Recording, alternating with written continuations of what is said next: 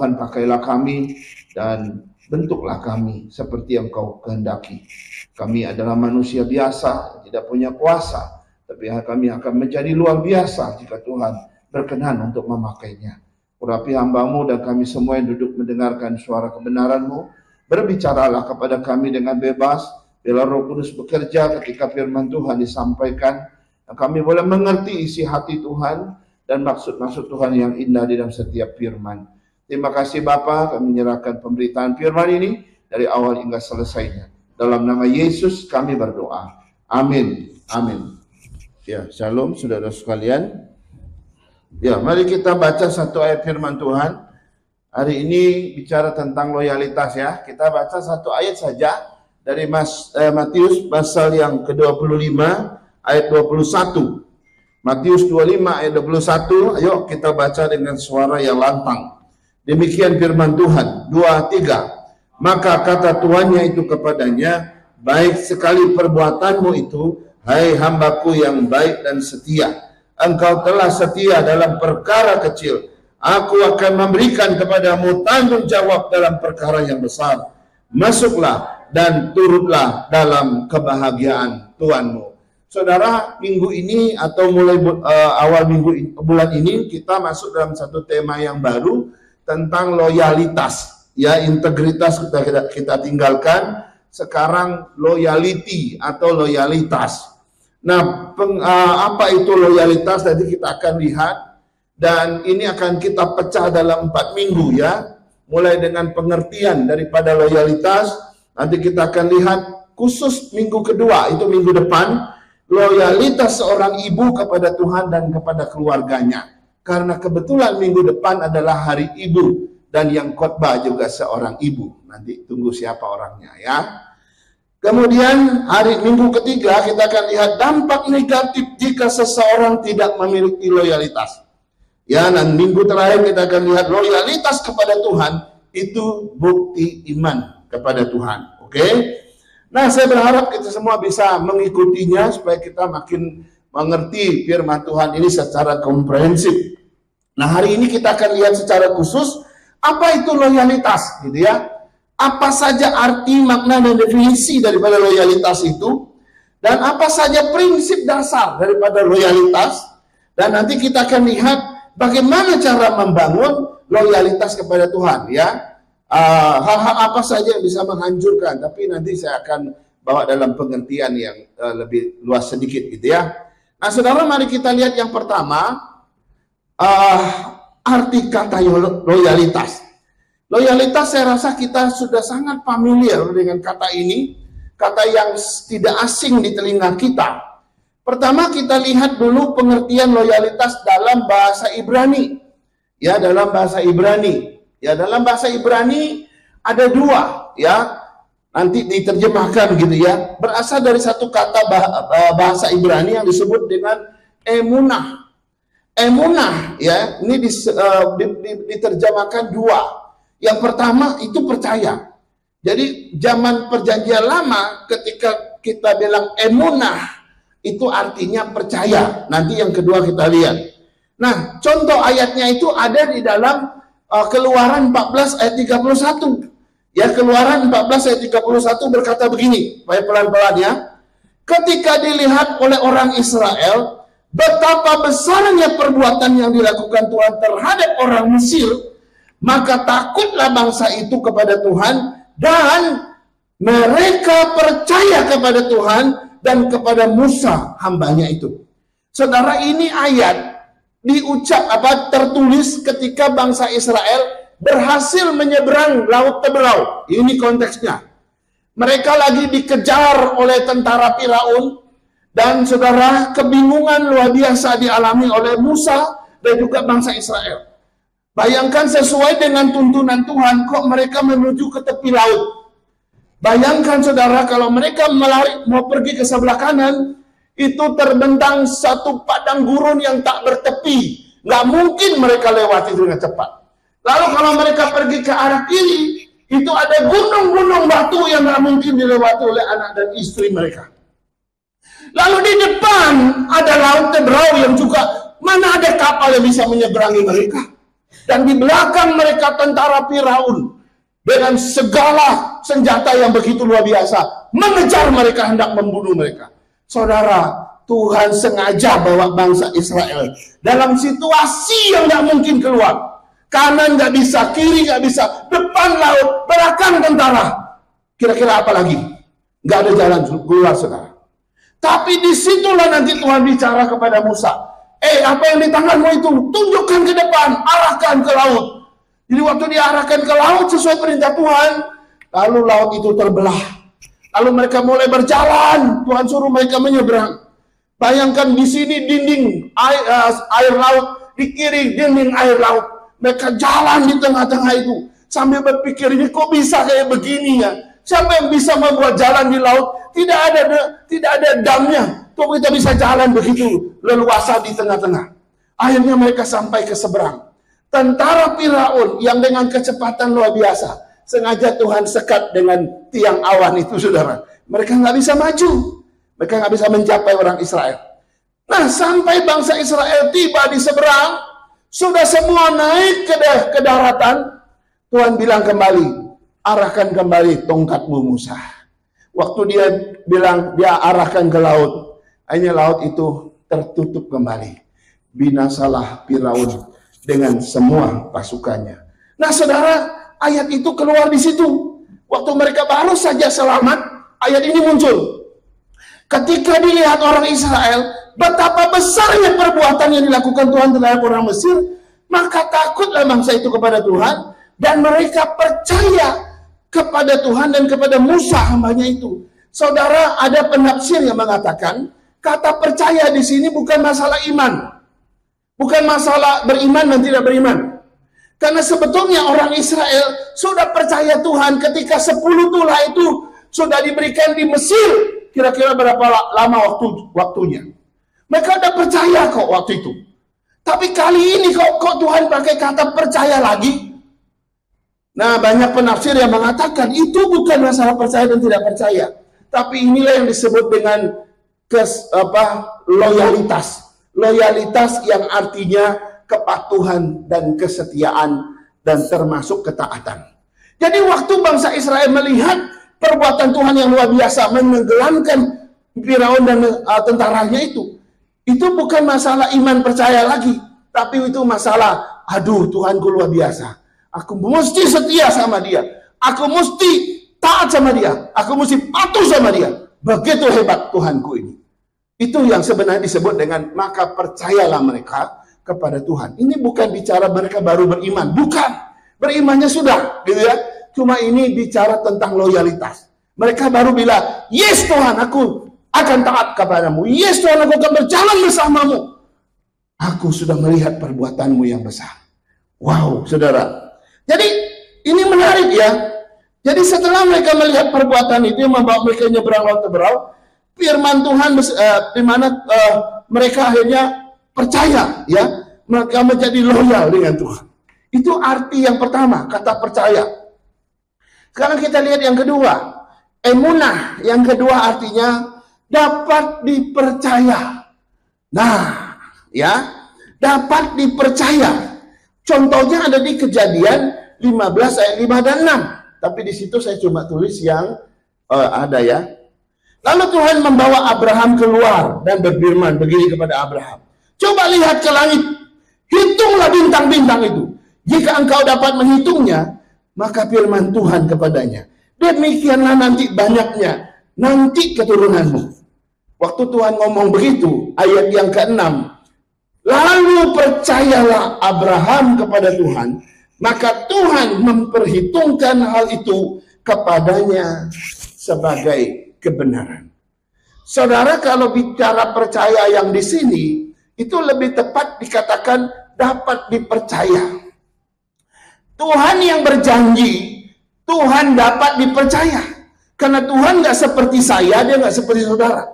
Tuhan sekali janji, dia pasti pegang janji. Waktu dia berjanji kepada Abraham, keturunanmu akan banyak seperti bintang di langit, dan seperti pasir di laut di dalam ayat yang lain.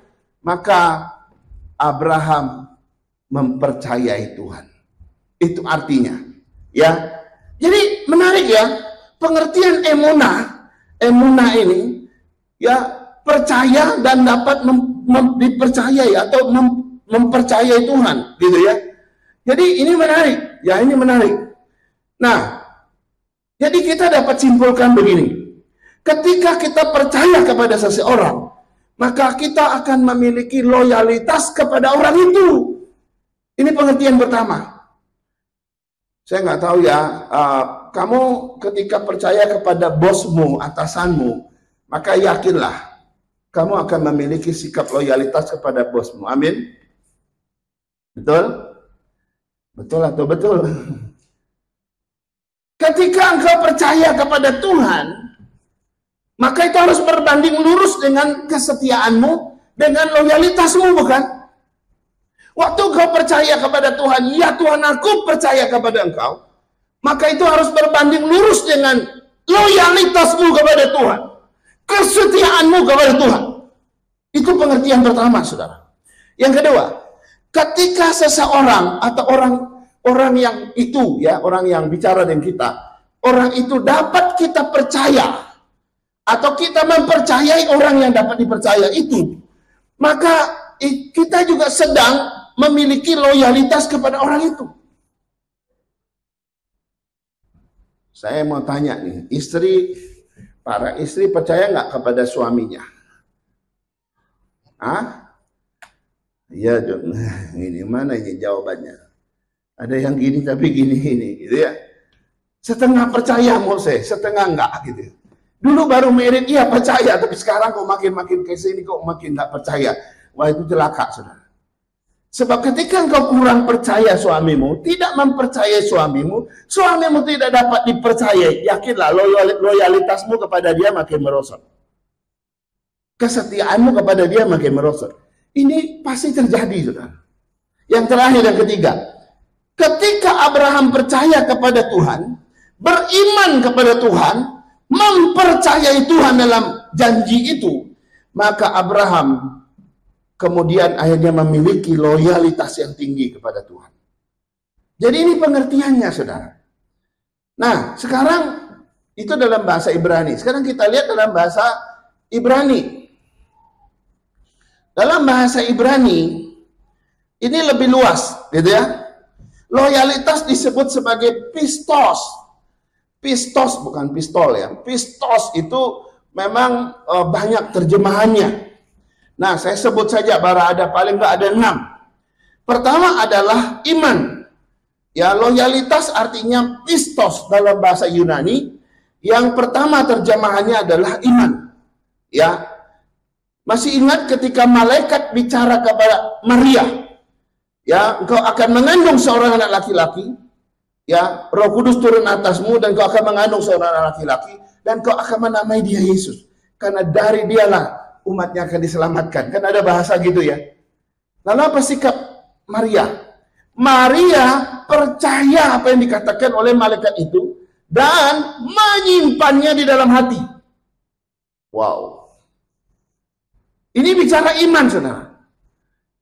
Dia sempat meragukan, bagaimana mungkin aku punya melahirkan dan mengandung seorang anak laki-laki, sedangkan aku belum bersuami.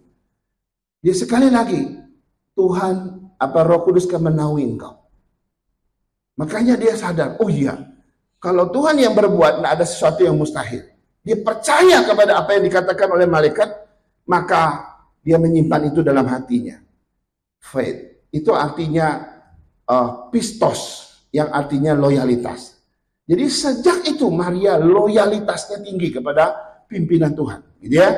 Sekarang yang kedua, setia.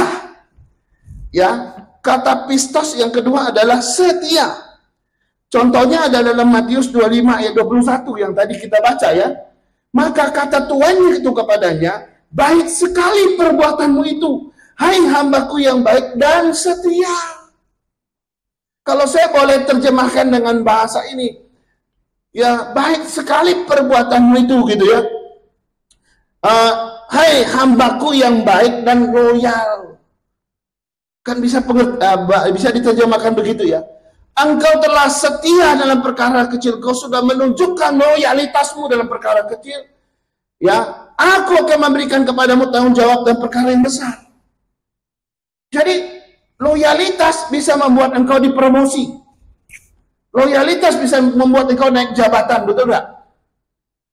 Banyak orang terkaget-kaget di perusahaan, tiba-tiba bosnya angkat dia ke departemen yang lebih tinggi. Wah, makin tinggi jabatan, gajinya juga makin tinggi. Seneng kan?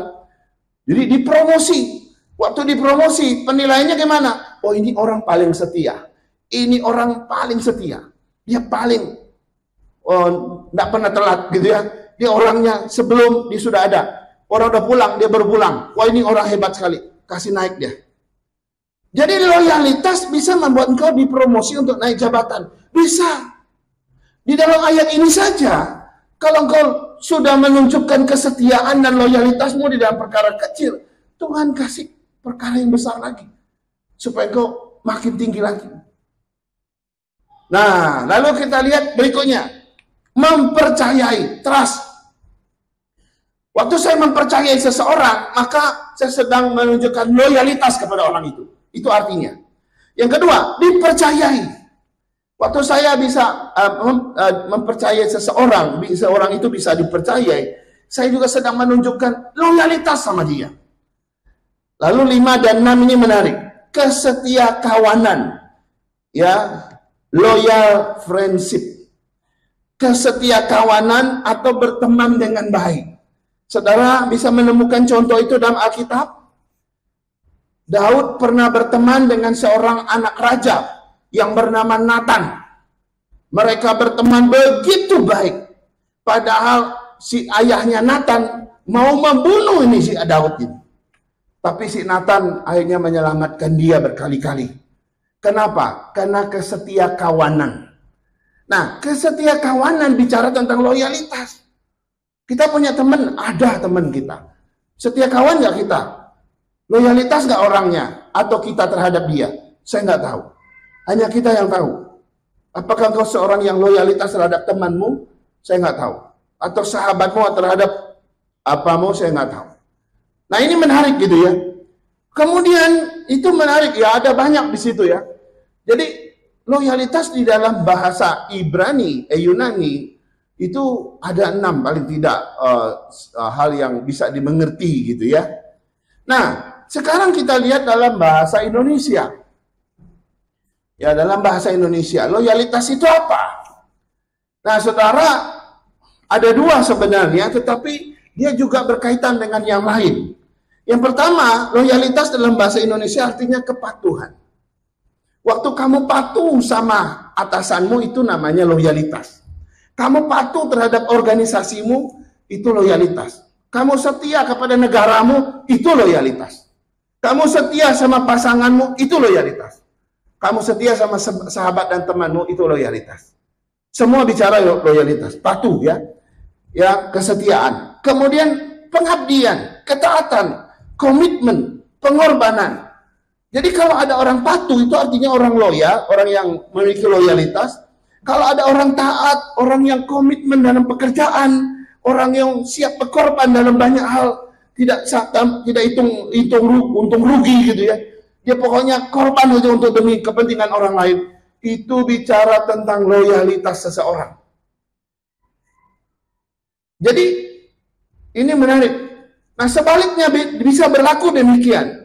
Setiap orang yang nggak patuh, yang nggak setia, yang nggak taat, yang nggak komit, bahkan yang berkhianat, itu adalah orang yang tidak loyalitas. Ya, Yudas Iskariot mengkhianati Tuhan Yesus ya. Kita semua tahu nama itu. Karena itu kita nggak mau kasih nama Yudas Iskariot pada anak kita. Ya kan? Ada yang pernah dengar ada orang yang kasih nama anaknya Yudas Iskariot nggak? Nggak ada kan? Padahal dari segi kata sih lumayan bagus nama itu. Tapi karena kejelekan dia, ya mengkhianati Tuhannya, kita nggak mau kan? Kita nggak mau, gitu ya. Nah, ini yang pertama. Kita udah lihat pengertiannya dalam bahasa Ibrani, Yunani, dan bahasa Indonesia. Sekarang kita lihat prinsip dasar, ya, prinsip dasar sebuah loyalitas. Ya, Loyalitas itu ada prinsipnya enggak sih? Apa prinsip dasar daripada loyalitas? Nah ini dia. Saudara, di dalam bahasa Latin gitu ya, ada satu kata yang menarik, namanya legalis. Legalis ya. Mana?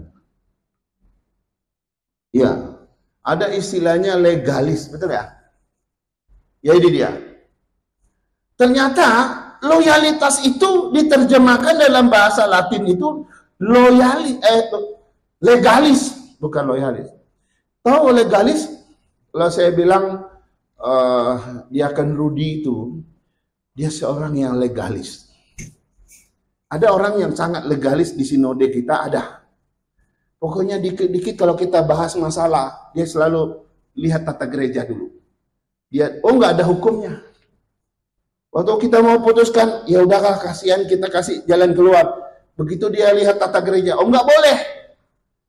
Karena dia seorang yang legalis, selalu melihat dasar hukumnya ada nggak. Kalau tidak ada, ini nggak boleh. Atau kalau ada, ini bertentangan dengan itu, dia akan menentang. Tidak boleh. Karena hukumnya berkata tidak boleh.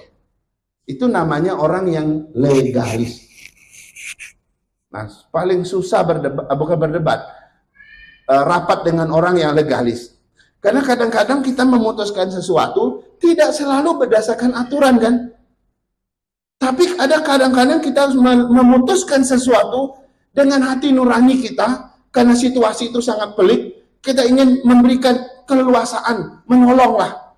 Tapi aturannya terlanjur dibuat, itu mencekik leher kita, nggak bisa. Ahli Taurat itu legalis orangnya.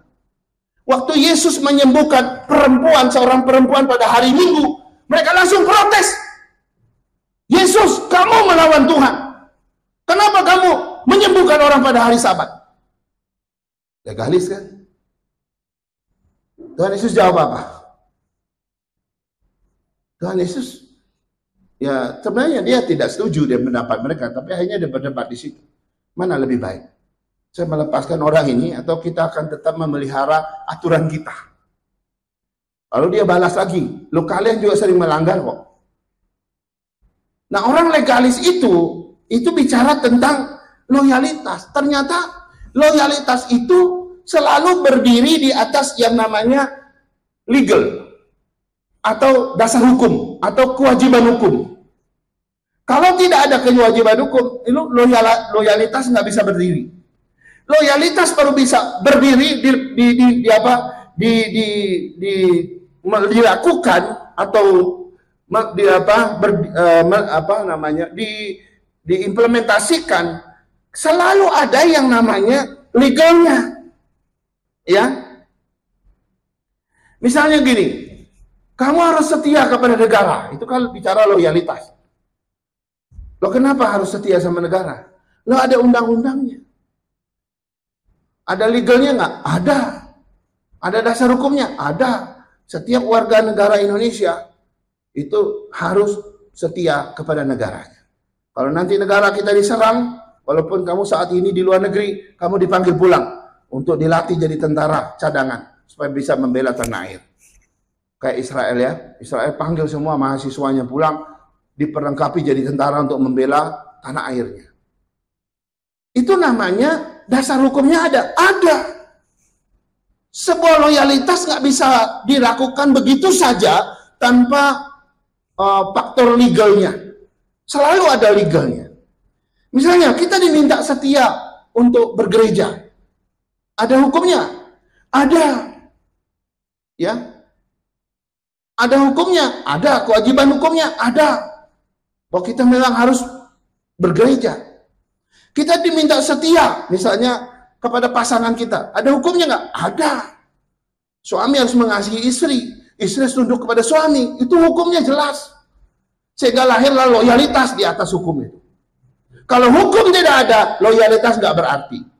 Loyalitas itu pasti salah. Kita diminta setia sama Tuhan. Ada hukumnya nggak? Ada. Saya diminta loyalitas kepada Tuhan. Ada hukumnya? Ada. Legal standingnya selalu ada. Nah, setiap loyalitas selalu ada yang namanya legalnya. Selalu ada yang namanya hukumnya. kewajiban hukumnya, selalu ada. Nah biasanya kalau tidak ada legalitas hukum, maka kita tidak mungkin loyal terhadap orang itu. Dan kalaupun ada yang loyal, itu pasti loyal yang keliru, yang salah. Loyalitas yang murni dan benar adalah loyalitas yang memiliki dasar hukum, dasar legalitasnya ada. Oke? Tetapi loyalitas yang tidak ada asas legalitas, tidak ada dasar hukum, itu namanya loyalitas yang buta.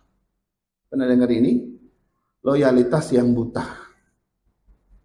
Ada orang yang begitu loyal terhadap bosnya, tapi ternyata itu karena bosnya selalu kasih dia uang lebih, ya, dia itu kayaknya sogok secara tidak langsung, gitu. Sehingga dia susah untuk tidak loyal kepada bosnya. Tapi hidup orang ini dimanfaatkan oleh bosnya. Bosnya ikat dia dengan sedemikian rupa, orang ini nggak bisa pergi dari dia, pokoknya dia dimanfaatkan. Nah orang ini hanya dia akan kasih duit sama dia, sehingga membuat dia tetap loyal kepada orang itu. Kalau berani dia berontak, habislah dia.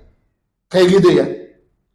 Jadi selalu ada sesuatu yang menjadi pengikat gitu ya. Nah, kenapa orang malas beribadah? Kenapa orang malas bergereja? Ya. Apakah itu bukankah itu sudah ada legalitasnya? Ada, tetapi memang ada unsur lain, saudara, bahwa kita tidak sepenuhnya hidup di dalam loyalitas yang sudah disucikan. Kita masih mungkin tercemar loyalitas kita, kesetiaan kita kepada Tuhan.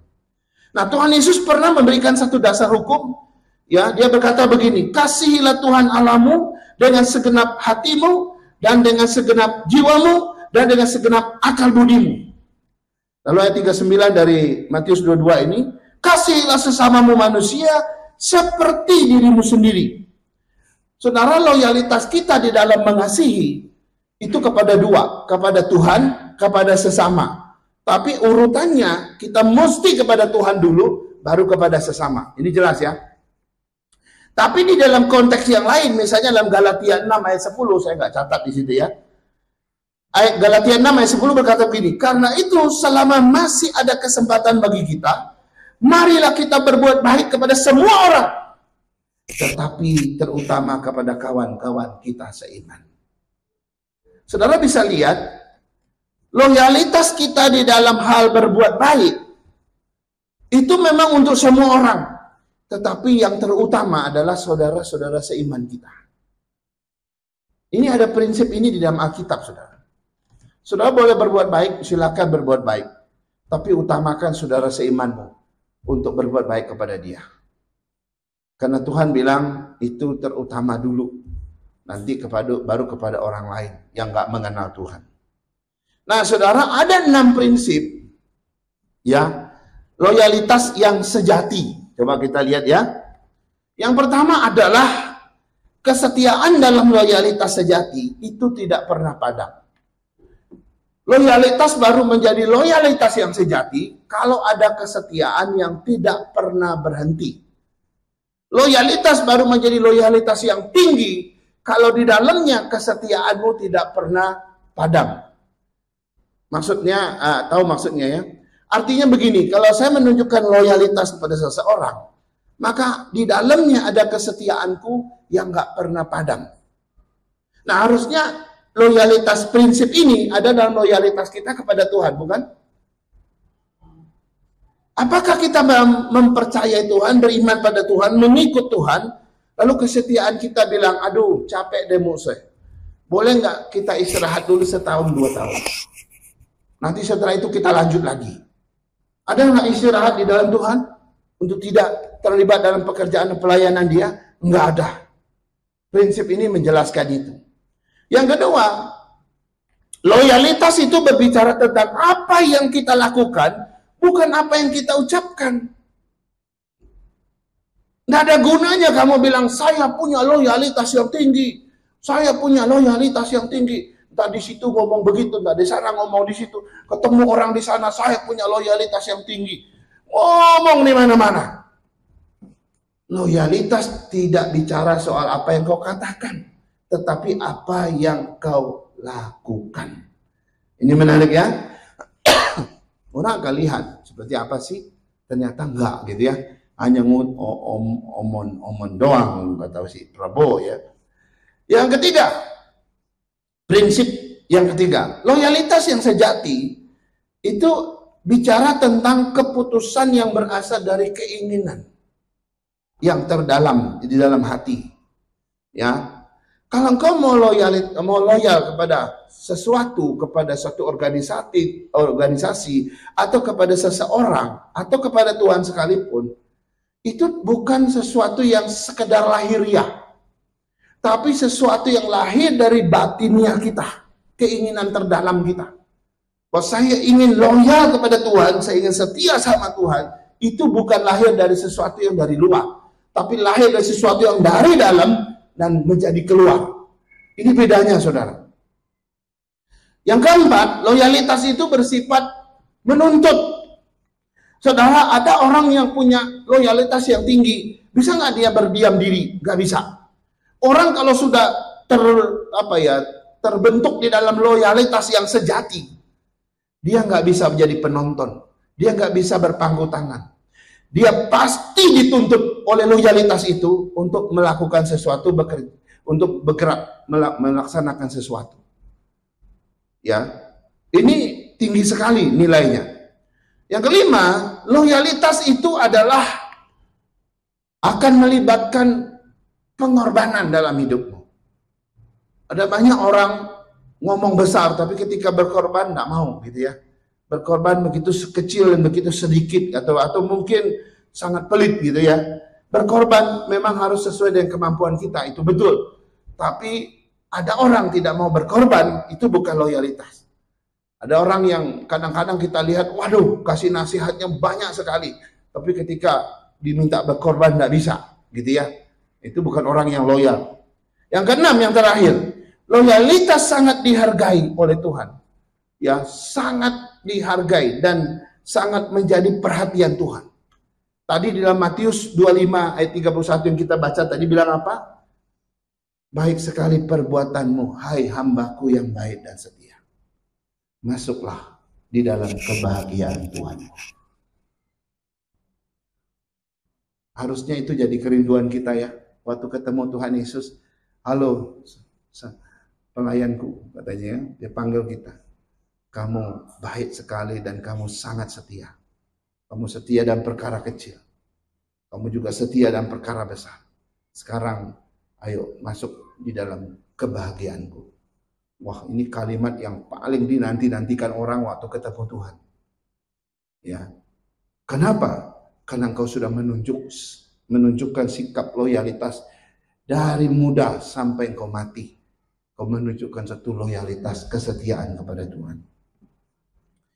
Ini yang kedua ya. Sekarang kita lihat yang ketiga.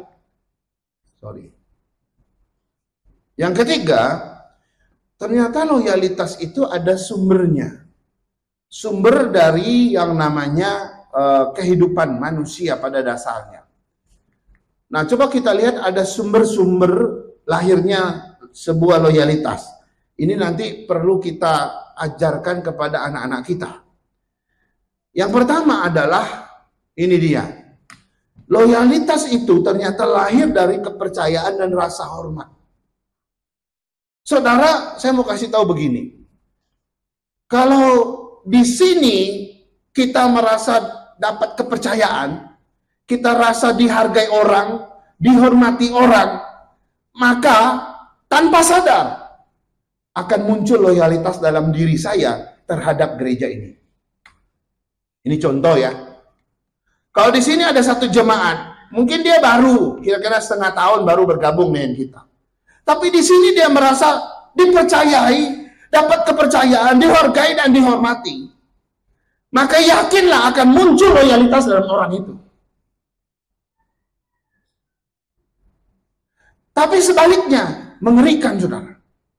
Kalau ada orang baru masuk di tengah-tengah kita, sudah 1 tahun bersama kita, dia merasa tidak dihargai, Dia merasa tidak dipercaya oleh siapapun. Dia merasa tidak dihormati oleh siapapun di antara kita. Maka dia bukan saja tidak lahir, tidak muncul loyalitas, dia akan pergi. Makanya kalau kadang kita, kemarin dia setia ya, kok sekarang nggak ada lagi di tengah kita. Saya mau kasih tahu, mungkin penyebabnya kita. Kenapa orang itu tidak ada loyalitas pada gereja kita? Mungkin karena sikap kita tidak menghargai dia, tidak memberi kepercayaan yang leluasa kepada dia, dan tidak menghormati dia. Ini loh unsur pertama loh. Sama dengan anakmu di rumah. Kalau anakmu di rumah, dia merasa kamu menghargai dia, menghormati dia sebagai seorang pribadi walaupun dia masih kecil gitu ya. Maka anak itu akan punya loyalitas sama papa mamanya. Pasti itu. Nggak ada orang perintah kita. Orang kalau baik sama kita, menghargai kita, menghormati kita, kita pingin rasanya untuk menunjukkan loyalitas pada orang. Ini di dalam gereja bisa terjadi begitu, saudara. Yang kedua, sumber lahirnya loyalitas yang kedua, yaitu lahir dari hubungan pribadi. Saudara, ketika kita punya relasi pribadi, mungkin itu persahabatan, pertemanan gitu ya. Ya bisa juga ini dalam konteks orang pacaran gitu ya. Orang kalau pacaran gitu ya, ya tidak hanya yang yang sekitar itu yang tumbuh, tapi akan ada yang namanya loyalitas, itu kesetiaan. Itu akan tumbuh. Kenapa, saudara? Karena di dalam relasi pribadi ini ada salah satu faktor yang sangat menentukan lahirnya sebuah loyalitas, lahirnya sebuah kesetiaan. Pernah lihat orang yang nggak setia kan kita paling nggak suka ya. Tapi kalau orang yang setia kita paling senang. Karena itu bikinlah relasi, buatlah relasi. Ya dengan relasi itu engkau akan menjadikan dia memiliki loyalitas, kesetiaan. Yang ketiga, sumber lahirnya sebuah loyalitas. Itu bisa lahir dari sistem nilai yang kita anut. Sistem nilai seseorang. Kita ini memiliki yang namanya sistem nilai. Ya setiap pribadi punya nilai-nilai yang dia junjung tinggi. Mungkin kita nggak selalu sama. Misalnya saya sangat menjunjung tinggi misalnya etiket di dalam berbicara, misalnya ya. Wah, kalau kamu ngomong bicara sama saya mendominasi terus-menerus, tidak kasih kesempatan sama saya bicara, saya akan anggap kamu orang yang nggak ngerti komunikasi. Ada satu yang suka hadir di dalam TV One, suka pakai topi kayak koboi. Dia sih sebut dirinya budayawan. Matanya tajam gitu. Siapa namanya? Dia suka hadir di dalam acaranya Karnis Ilyas itu. Siapa namanya? Saya juga suka. Tejo. Sini ada yang namanya Tejo. Siapa nama lengkapnya? Ada Tejonya pokoknya. Ya, Sutejo ya. Ya, kita sebut Sutejo. Saya lihat YouTube dia beberapa waktu yang lalu, dia pernah ngamuk dalam satu pertemuan. Kenapa dia ngamuk? Waktu dia bicara, di belakang sana itu ngomong-ngomong sambil lihat HP. Dia marah besar. Keluar kamu, keluar. Daripada kamu mengganggu saya, keluar. Dia usir keluar itu orang-orang yang ngomong-ngomong di belakang itu. Waktu dia bicara. Waktu Anda bicara, saya nggak pernah lihat HP. Saya nggak pernah ngomong-ngomong. Sekarang giliran saya bicara, kamu gak menghargai saya. Saya punya nilai yang sangat menghargai, yang namanya komunikasi yang baik. Keluar kamu, keluar. Dia suruh keluar. Nah, setiap kita punya sistem nilai. Nah, dari sistem nilai inilah muncul yang namanya loyalitas. Kenapa si Sutejo itu sangat loyal ya terhadap yang namanya kalau orang bicara dia harus dengar. Tak kalau orang bicara dia harus fokus, tak kalau orang bicara dia tatap matanya. Kenapa dia sampai begitu? Karena dia punya nilai bahwa tidak boleh bermain-main saat orang komunikasi, saat orang bicara di depan. Ini jelas, saudara. Nah, apakah kita punya nilai-nilai begitu? Setiap kali kita menjunjung satu nilai dalam hidup kita begitu tinggi, pasti ada loyalitas di situ, lahir dari situ. Ini salah satu sumber lahirnya loyalitas. Yang keempat, saudara, lahir dari yang namanya komitmen. Semakin kita komitmen terhadap sesuatu, maka loyalitasmu juga akan semakin tinggi terhadap hal itu. Semakin kamu komitmen sama Tuhan, maka loyalitasmu kepada Tuhan juga semakin tinggi, semakin besar. Lahirnya dari komitmen, kaitannya dengan komitmen ada. Tapi sebaliknya, kalau semakin komitmenmu rendah terhadap Tuhan, maka loyalitasmu kepada Tuhan juga semakin kecil. Kamu tidak makin menghargai Tuhan. Gitu ya. Banyak orang menyia-nyiakan kesempatan gitu ya dalam hidupnya. Dia nggak mau loyalitas kepada Tuhan gitu ya. Itu karena dia tidak ada komitmen. Karena komitmen itu adalah satu yang melahirkan loyalitas. Yang kelima, yang terakhir ya. Masih ada ya. Yang terakhir, sumber daripada lahirnya sebuah loyalitas, yaitu lahir dari rasa kepemilikan. Oh ya, lahir dari rasa kepemilikan. Kalau kita merasa tidak memiliki handphone kita, maka kita akan sembarang memperlakukan handphone kita, betul ya? Kalau kita merasa tidak memiliki terhadap rumah kita tidak akan loyal terhadap rumah kita. Biarin aja kotor berbulan-bulan nama apa. Kalau kita nggak merasa memiliki dengan gereja kita, ya kita juga nggak akan pernah loyal terhadap gereja kita. Biarin aja. Saya mau kebaktian sebulan sekali, mau 3 bulan sekali, terserah saya. Mau Ipin nggak akan cari saya. Misalnya gitu ya. Tapi yang saya maksudkan begini. Ya, kalau engkau memiliki satu rasa kepemilikan terhadap sesuatu, maka engkau pasti akan loyal terhadap hal itu. Mungkin itu barang dan sebagainya. Ya, coba lihat anak-anak kita yang main mobil-mobilan. Coba kamu ambil satu, ngamuk. Anak usia yang main mobil-mobilan itu kan lagi ego-egonya paling tinggi ya. Kamu minta satu aja, padahal mungkin dia pegang 5 gitu ya. Saya pinjam 1 kan kamu masih ada 4, tetap nggak mau. Kenapa dia nggak mau kasih? Tidak hanya bicara ego. Anak itu merasa memiliki terhadap semua barang dia. Nggak ada orang boleh ganggu. Nggak ada orang boleh ambil. Nah, saat kamu ambil, itu menjadi sesuatu kesakitan dalam hatinya. Karena rasa kepemilikan dia terganggu, saudara. Nah, karena dia punya rasa kepemilikan yang tinggi terhadap mainan itu, wah, dia simpen baik-baik, gitu ya. Dia pajang, dia bagus-bagus. Nanti dia taruh di tempat yang dia ingin dia lihat di situ. Dia mainin dengan cara dia. Loyal sekali terhadap mainannya. Kenapa? Karena rasa kepemilikan. Saya khawatir kalau kita tidak ada rasa memiliki terhadap sesuatu, ya, maka jangan harap loyalitasmu lahir dan tumbuh di situ. Mari kita tingkatkan rasa kepemilikan kita terhadap sesama kita, terhadap saudara-saudara kita, terhadap jemaat kita, gereja kita, juga terhadap pelayanan kita. Maka kalau kita memiliki rasa memiliki di situ, maka loyalitas kita semakin tinggi terhadap Tuhan maupun terhadap pelayanan. Ya. Terakhir sekali, mari kita lihat pendapat beberapa tokoh dunia tentang loyalitas kepada Tuhan. Loh, orang-orang dunia yang nggak percaya Yesus saja masih bisa bicara loyalitas. Jadi ini dianggap anugerah umum, saudara. Ya jangan pikir orang-orang di luar sana yang nggak kenal Tuhan, Tuhan bisa kasih anugerah umum buat mereka. Ya. Yang pertama ini adalah Dalai Lama. Pernah lihat dengan nama ini? Dialah seorang tokoh spiritual di Tibet, ya, daratan Tiongkok ya kalau nggak salah itu.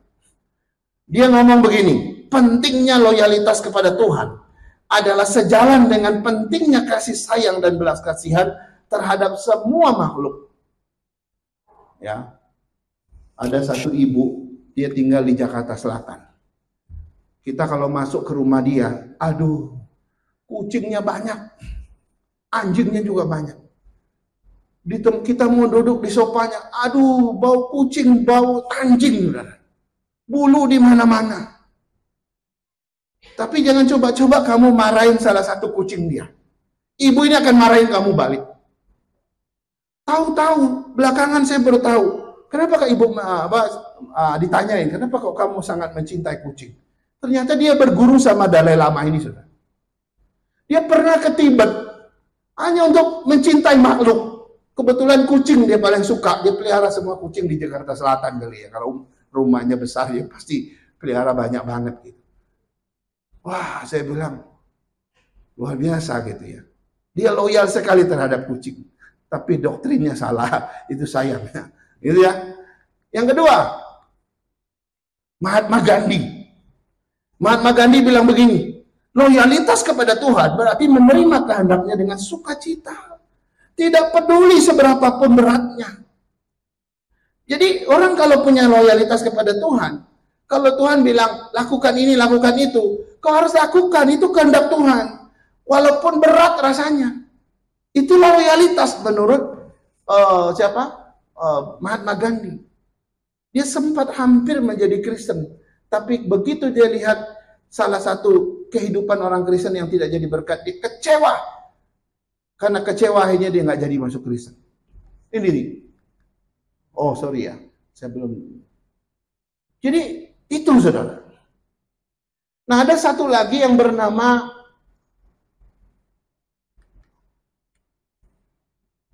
ini. Namanya susah disebut. Thich Nhat Hanh. Dia tokoh seorang Buddha. Ini dia. Coba lihat baca namanya itu apa namanya itu. Bisa dibaca, susah ya.